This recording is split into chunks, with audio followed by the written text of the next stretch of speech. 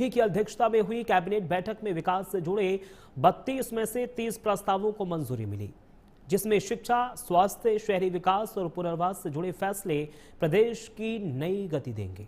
Cashless medical बीमा से लाखों कर्मचारियों को सीधा लाभ मिलेगा।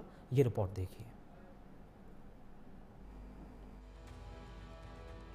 जब सोच नहीं हो तो उठने वाले हर कदम विकास की नई दिशा तय करते हैं। हर कदम ये बयां करते हैं कि डबल इंजन की सरकार में लगातार हो रहे विकास की गति क्या है। गुरुवार को लखनऊ के लोक भवन में सत्ता के बड़े फैसलों की दस्तक हुई। लोक भवन में सीएम योगी की अध्यक्षता में हुई कैबिनेट बैठक में यूपी के विकास को लेकर बड़ा फैसला लिया गया। करीब 2 घंटे तक चली इस मैराथन बैठक में 32 प्रस्ताव रखे गए थे, जिनमें से 30 प्रस्तावों पर मोहर लगी, जिसकी जानकारी यूपी सरकार में कैबिनेट मंत्री सुरेश खन्ना ने दी, जिनमें शिक्षा, स्वास्थ्य, पुनर्वास और शहरी विकास से जुड़े बड़े फैसले शामिल रहे। यूपी की योगी सरकार ने शिक्षकों और शिक्षा मित्रों को बड़ी सौगात दी है। योगी कैबिनेट ने गुरुवार को शिक्षा जगत के लिए ऐतिहासिक कैशलेस मेडिकल बीमा की मंजूरी दे दी है। इससे यूपी में माध्यमिक और प्राइमरी स्कूलों के टीचर्स और कर्मचारी अब 5 लाख रुपए तक कैशलेस इलाज करा पाएंगे। माध्यमिक बेसिक के साथ ही एडेड और सेल्फ फाइनेंस के कर्मचारियों को यह सुविधा मिलेगी और इससे करीब 12 लाख कर्मचारियों को सीधा फायदा होगा। देखिए, लगभग 30 प्रस्ताव पर चर्चा हुई है, पास हुए हैं और हमारी प्रतिबद्धता प्रदेश के चतुर्मुखी डेवलपमेंट को लेकर के। और सबसे बड़ा उपहार जो माननीय मुख्यमंत्री जी ने घोषणा की थी, शिक्षकों को कैशलेस चिकित्सा सुविधा की, आज 15 लाख से अधिक शिक्षकों को कैशलेस चिकित्सा सुविधा प्रदान करने का प्रस्ताव भी कैबिनेट में पास हुआ है। ये ऐतिहासिक निर्णय है। योगी सरकार ने माध्यमिक और बेसिक शिक्षा विभाग के शिक्षकों के साथ ही रसोइयों और कार्मिकों को भी कैशलेस मेडिकल बीमा की सुविधा दी है।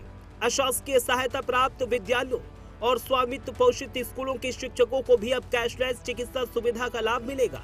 इन सब के अलावा किन प्रमुख प्रस्तावों पर योगी सरकार की मोहर लगी, उसे भी तफसील से समझते हैं।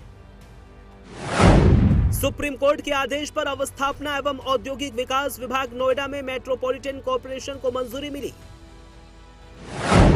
उत्तर प्रदेश नगर निगम नियमावली 2026 को मंजूरी मिली। उत्तर प्रदेश शहरी पुनर्विकास नीति 2026 लागू करने के प्रस्ताव को भी पास किया गया। यूपी न्यायिक सेवा नियमावली 2001 में 7वां संशोधन का प्रस्ताव पास किया गया। नोएडा इंटरनेशनल एयरपोर्ट जेवर के भविष्य में विस्तारीकरण के लिए भूमि अधिग्रहण का प्रस्ताव पास हुआ। उत्तर प्रदेश ईंट भट्टा नियमावली 2026 मंजूरी मिली। यूपी इलेक्ट्रॉनिक्स विनिर्माण नीति 2020 में संशोधन करने का भी प्रस्ताव पास हुआ। वाराणसी चंदौली में मोहन सराय उपाध्याय नगर चकिया मार्ग कार्य की पुनरीक्षित प्रशासकीय एवं वित्तीय स्वीकृति मिली। और उत्तर प्रदेश राज्य में उप निबंधक कार्यालयों में पंजीकृत विलेखों का डिजिटलाइजेशन किया जाएगा, इस पर भी मंजूरी मिली। पूर्वी पाकिस्तान बांग्लादेश से विस्थापित 107 परिवार झील की भूमि पर अवैध रूप से निवासरत हैं। इन 107 परिवारों में से 8 परिवार विगत कई वर्षों में अन्यत्र रोजगार हेतु निवासरत हैं। वर्तमान में जनपद मेरठ की तहसील मवाना के ग्राम नगला गोसाई में 99 परिवार निवासरत। इनको भी पुनर्वासित करने का जो है व्यवस्था की जा रही है। ये खास तौर से इनको 4 परिवारों को प्रति परिवार 0.50 एकड़ भूमि आवंटित कर पुनर्वासित किया जाना है। उक्त भूमि प्रीमियम अथवा रिलीज रेंट पर 30 साल के लिए पट्टे पर निष्पादित किया जाएगा, जिसे 30 साल के लिए 2 बार बढ़ाया जा सकता है, जिसको रिन्यू किया जाएगा, यानी 90 वर्ष का होगा। ये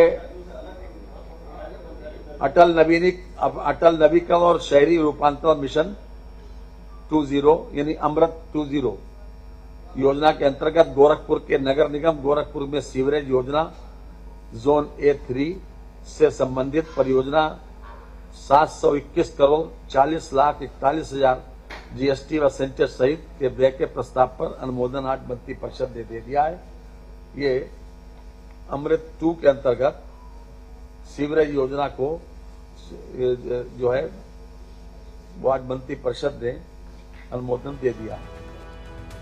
बैठक में इसके अलावा मुरादाबाद में भी नक्षत्रशाला और विज्ञान पार्क की स्थापना करने की बात हुई, जिसमें आपदा प्रभावित परिवारों के पुनर्वास को लेकर मंजूरी दे दी गई और पीड़ितों को सरकारी आवास और भूमि का पट्टा देने पर भी बात बनी।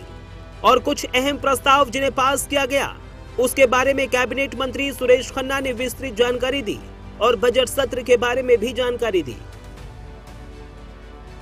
यूपी कैबिनेट में जिन प्रस्तावों को मंजूरी मिली है, वो न सिर्फ प्रदेशवासियों के लिए बड़ी राहत लेकर आई है, बल्कि उनके लिए काफी मददगार भी साबित होगी, जो प्रदेश के विकास